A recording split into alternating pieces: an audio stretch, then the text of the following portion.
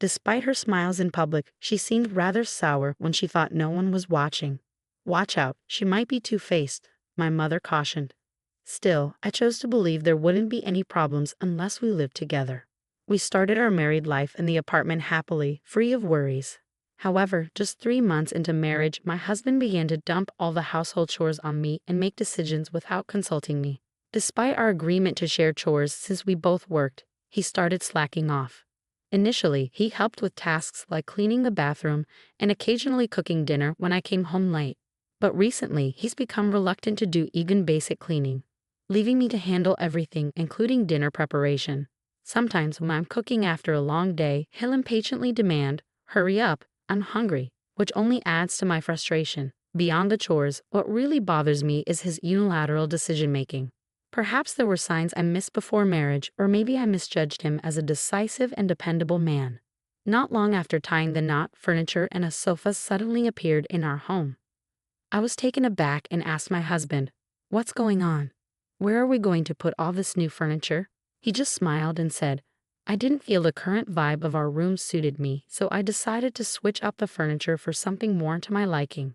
He wanted to get rid of all the furniture I had chosen and replace it with pieces that matched his taste. If he had talked to me first, we could have picked out furniture together. But he acted on his own, completely disregarding my preferences. It's fine for him to decorate his own space however he wants. But I didn't appreciate him changing our shared living area without discussion.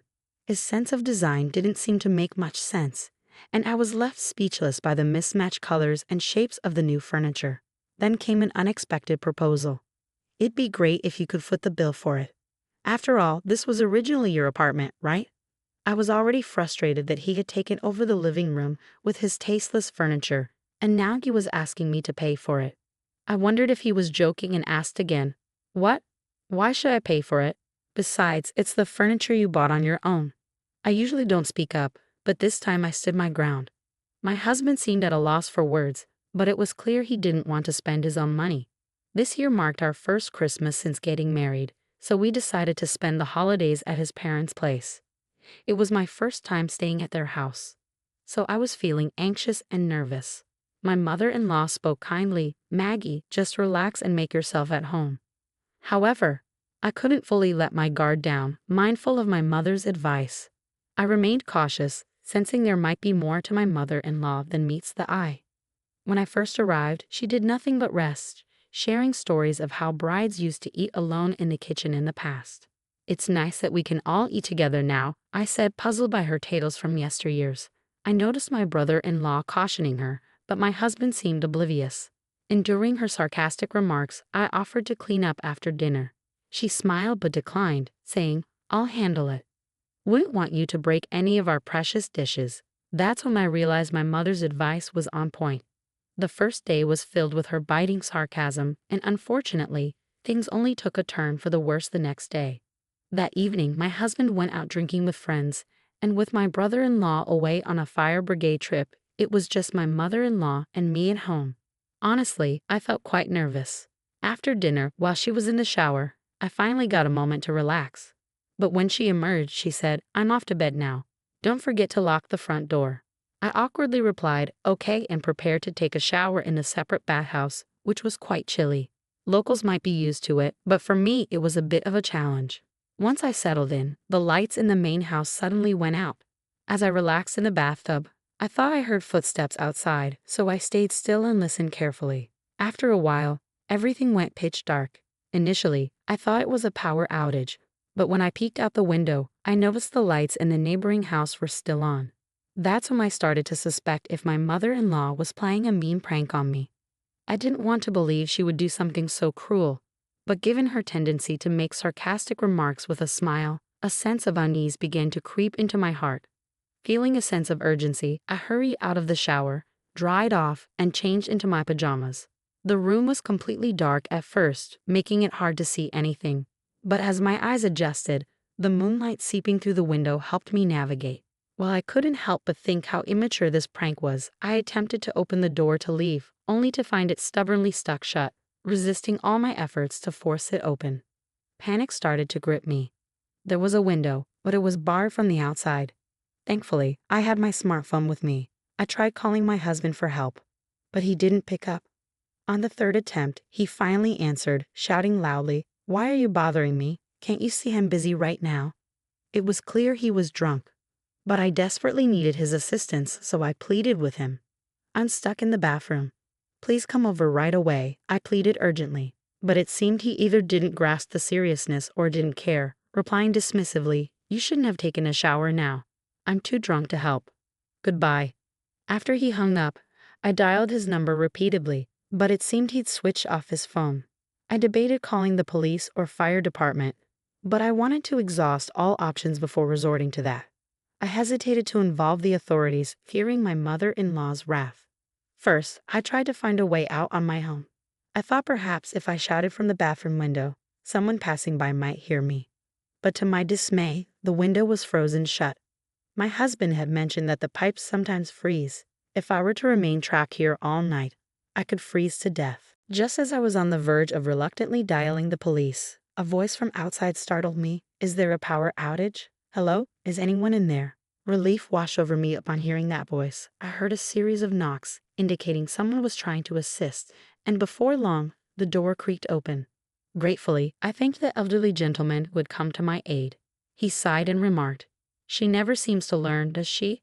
Always finding ways to make life difficult for her daughter-in-law." This kind neighbor was familiar with my husband's family, a distant relative of his. He'd escorted me to his own home nearby. Upon seeing me, his wife appeared surprised. After the gentleman explained the situation, she warmly welcomed me inside. With a comforting gesture, she offered me a blanket since I was only dressed in pajamas and served me a cup of steaming hot tea. Once I had regained my composure, the elderly gentleman shared with me the unsettling history of my mother-in-law's treatment of her daughters-in-law. "Your mother-in-law has a history of mistreating her son's wives. She's trapped several of them in the bathroom before. The wife of the eldest son was repeatedly locked in there and eventually left the household because of it. And it's not just her. When my husband was engaged to someone else before, the mother-in-law did the same thing to her." The elderly couple had noticed the bathroom light shining through the darkness and grew suspicious, prompting them to come and investigate.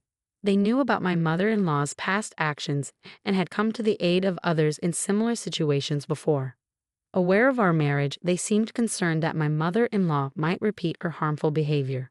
Since it was already late and the main house was locked up, I decided to spend the night with the neighbors. The next morning, I was roused from sleep by the wail of an ambulance siren.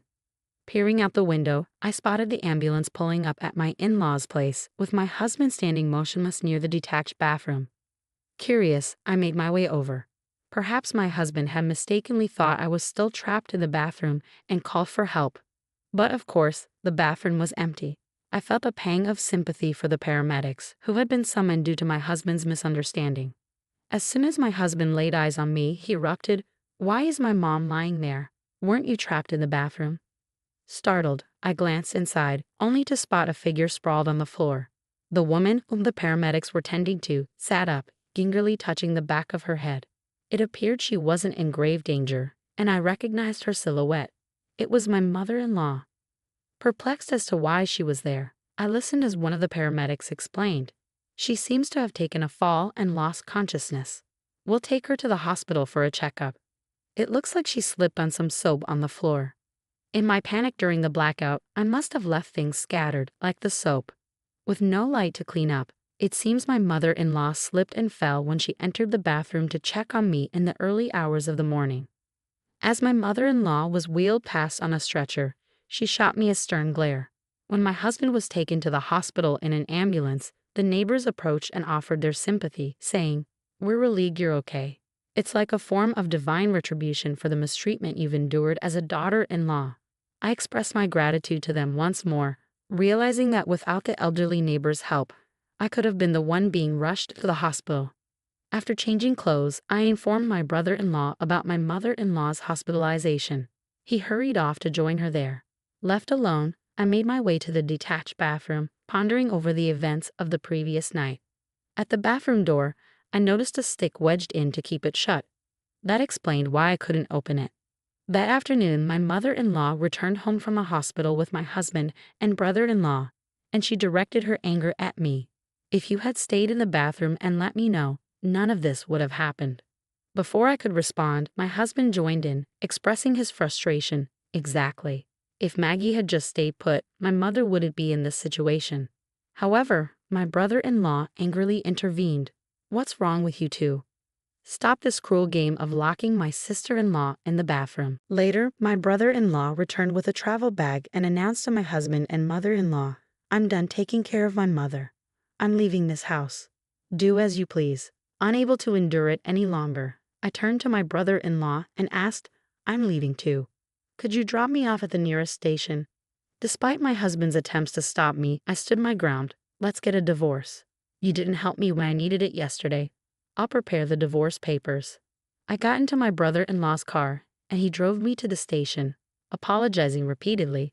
"I'm truly sorry, Maggie. I never imagined you would go through this. Those cruel people are no longer family to me."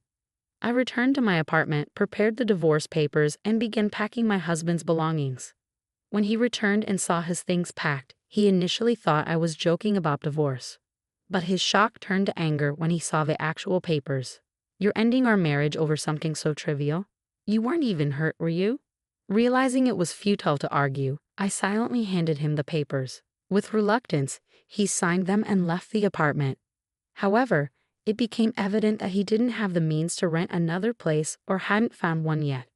The truth was, throughout our marriage, he had been dependent on my income, often spending recklessly and even accumulating debt. After leaving our home, my husband initially stayed with a coworker. But as time passed, even that support faded, and he found himself increasingly isolated. Losing his home, evading debt collectors, and eventually losing his job, he found himself in a dire financial crisis. My mother-in-law has become a topic of neighborhood gossip, with rumors circulating that she drove her daughter-in-law to divorce. It seems she's now avoided by others, and according to my brother-in-law, she lives a solitary life, much like my husband. With my brother-in-law also gone, she's left to manage on just her pension, facing financial strain. In rural areas, having a car is essential, but with no one at home and a strained relationship with the neighbors, she's unable to receive any assistance. It appears my mother-in-law, abandoned by both family and neighbors, lives alone. As for my husband, he's consumed by his own troubles and lacks the means to aid his mother. After our divorce, I replaced the tacky furniture he chose with pieces I love. I've embarked on a new chapter, hopeful for a brighter future and open to new, positive experiences.